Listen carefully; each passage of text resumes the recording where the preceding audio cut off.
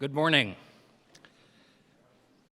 I'm Don Saltman, and it is my privilege this morning to represent the Regents here today as we celebrate the successful candidacy of one of the University of Idaho's own alumni, the 19th president of the University of Idaho, Scott Green.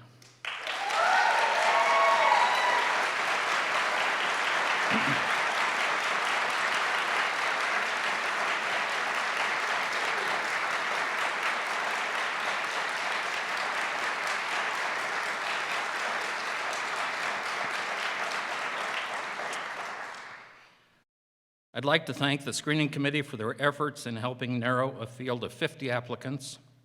That committee was led by Regent Emma Atchley, and she served as chair of the committee. I also served on the committee along with, and if you're here, please stand, Nicole Skinner, Kathy Barnard, Aaron Johnson, Holly Wickman, Sydney Freeman, Lee Ostrom, I doubt that Lee's here, Chris Meyer, Stephen Parrott, Linda Davidson, and Holly Kuhl. So thanks to all of you. I really appreciate your efforts.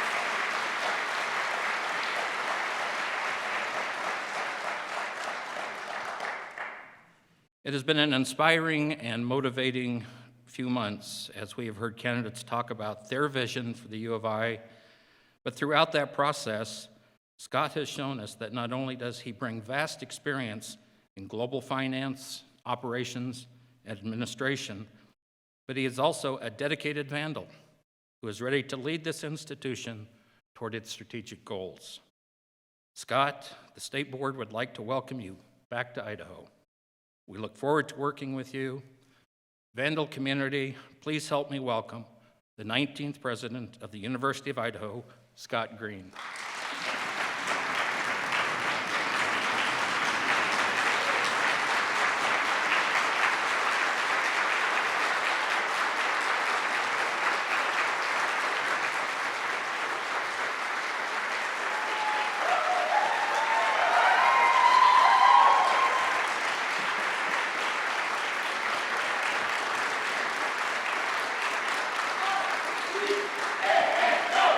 Idaho, Idaho, go, go, go.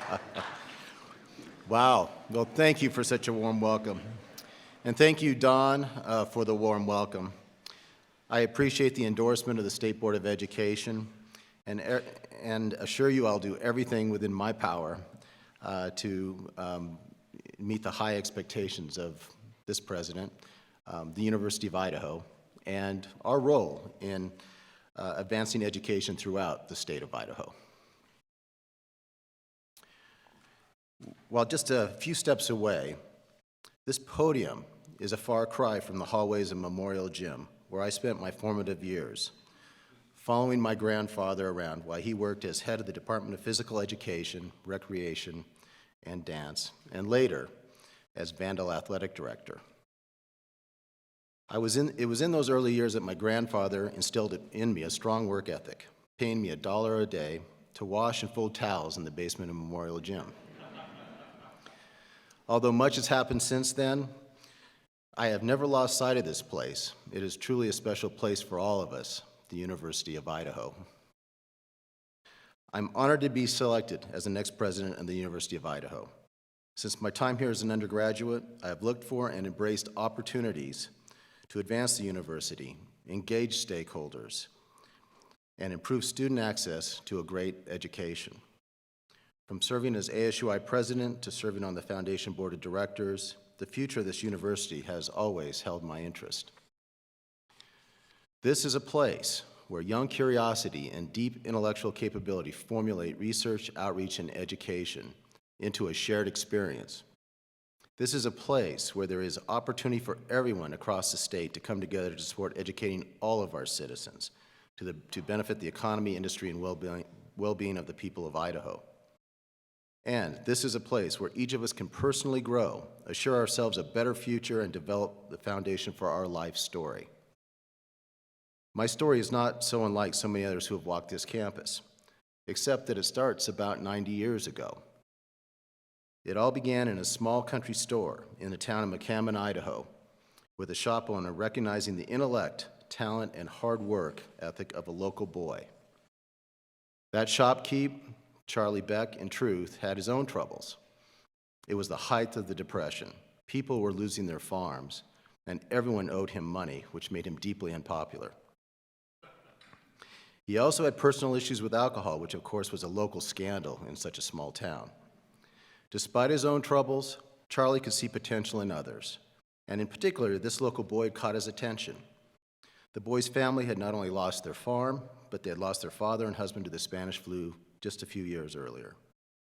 Nevertheless, the kid had pluck, a strong work ethic, and some brains, and unlike many, he was not afraid to work for the unpopular shopkeep.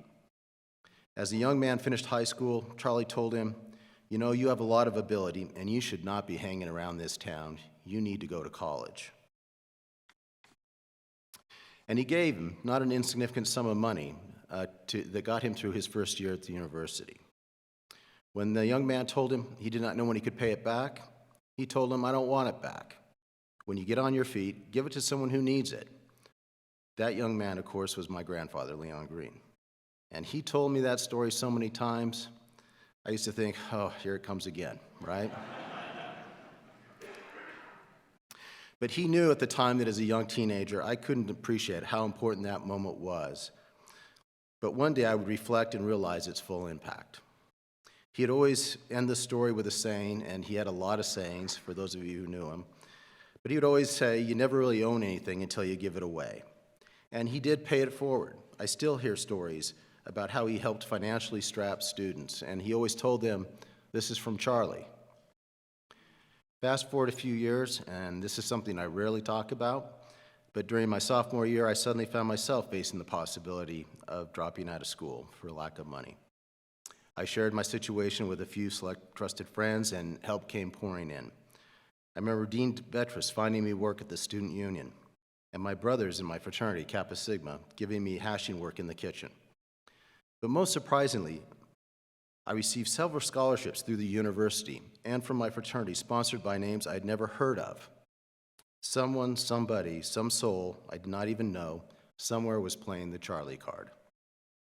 Giving so that I could learn.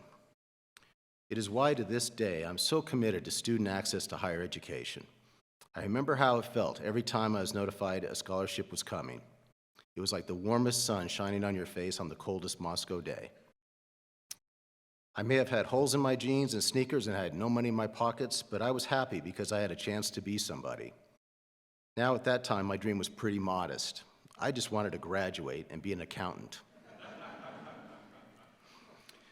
Through hard work and dedication, and certainly not without this early support from people I didn't even know, I went on to have a very successful career in global finance operations administration. And life in New York is certainly not what I imagined on those cold winter nights as I studied here in Moscow. That is one reason I have intentionally and enthusiastically maintained my relationship with the university and with Idaho. I care about this place. I care about the community. I care about the students and their experience here. I care about the faculty and staff who work each and every day to make a difference. I care about the alumni and stakeholders who have given so much back to this great institution. There's much work to be done here. We have a great story to tell of research and the student experience. There are projects in which to engage and finish. There are relationships to build, enhance, and nurture. And I'm ready to listen to each of you. I'm ready to hear your ideas and understand how we can best work together and provide a clear vision of how we achieve our important strategic goals, creating a stronger, more competitive institution. Students, our future alumni, I'm ready to hear from you and work with you to enhance your educational experience. U of I has a rich land-grant history that reaches every part and every corner of this state. And it's an experience that is unlike any other university. We have many stories to tell of success and achievement. Those stories come from our strong programs accomplished by our diverse and motivated faculty.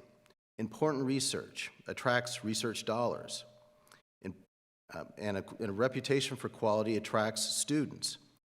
which in turn provides more funding and for faculty and programs. It's a virtuous circle. Creating a virtuous self-sustaining circle of success will boost our university and help us achieve our goals, the least of which is helping more students navigate the path to higher education and a college degree, increasing their lifetime earnings by an average of $1 million and enhancing the economy of our state. We have the capacity and the desire to grow, to share the Vandal experience with each and every person who aspires to learn. It's up to each of us to play this role. I'll do my part to tell the story, and I challenge each of you to help me tell that story well. We are the tribe from the north, so be brave and bold by sharing your experiences and your contributions with anybody who will listen. Let our story get out there. Let's collaborate with our sister institutions and work together to advance quality education throughout the state. And let's ensure every hardworking and ambitious student is not turned away due to financial need. Together, we can find the best in each of us, just as Charlie Beck did, and support each other in creating an institution for which we can all be proud. Thank you, and go Vandals.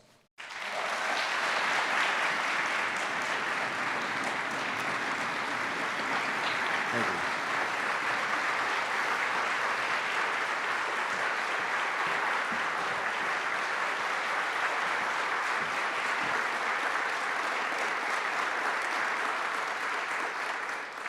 Good morning, everyone. My name is Kathy Barnard. I'm the Executive Director of the Alumni Association. We have a small presentation for Scott. I'd like to call up two members of the University of Idaho Alumni Association Board, Sean Wilson and Rick Sparks. This is a very, very proud day for the Vandal family, and all I would say to you, Scott, is welcome home. Thank you. I guess we do. Thank you very much. Can you take this one down? Thank you very much.